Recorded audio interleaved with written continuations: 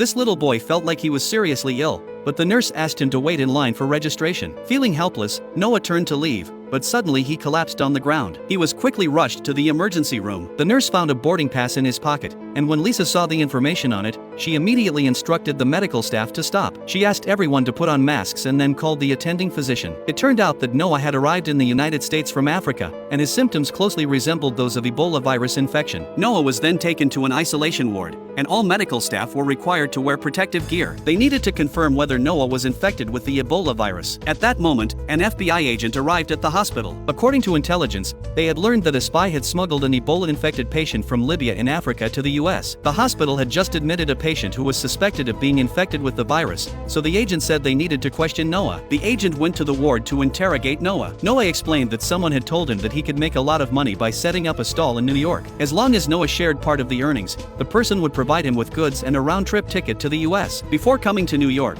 the person had also given Noah a vaccination. Noah had started feeling unwell as soon as he left the airport. At this point, the attending physician said that Noah had simply been misled by others. If he had truly been sent by a spy, he wouldn't have come to the hospital for treatment. The physician's words successfully convinced the agent. However, Noah's condition suddenly worsened. Lisa immediately rushed to assist Noah. He was already having difficulty breathing. Lisa quickly told him where the oxygen mask was and urged him to grab it himself. Noah struggled to reach it but fainted before he could get to the mask. In a panic, Lisa rushed into the room without putting on her protective helmet. She immediately began administering oxygen to Noah. By this time, Noah's heart rate had been steadily decreasing. In a crisis, Lisa frantically searched through a drawer for adrenaline. Fortunately, after administering the adrenaline, Noah's heart rate returned to normal. However, an unexpected incident occurred. Lisa's gloves were torn by the drawer, and her hands came into contact with Noah's blood. Since the Ebola virus is transmitted through blood, Lisa was soon isolated. The next day, the FBI agent brought good news. They had successfully captured the spy, and after interrogation,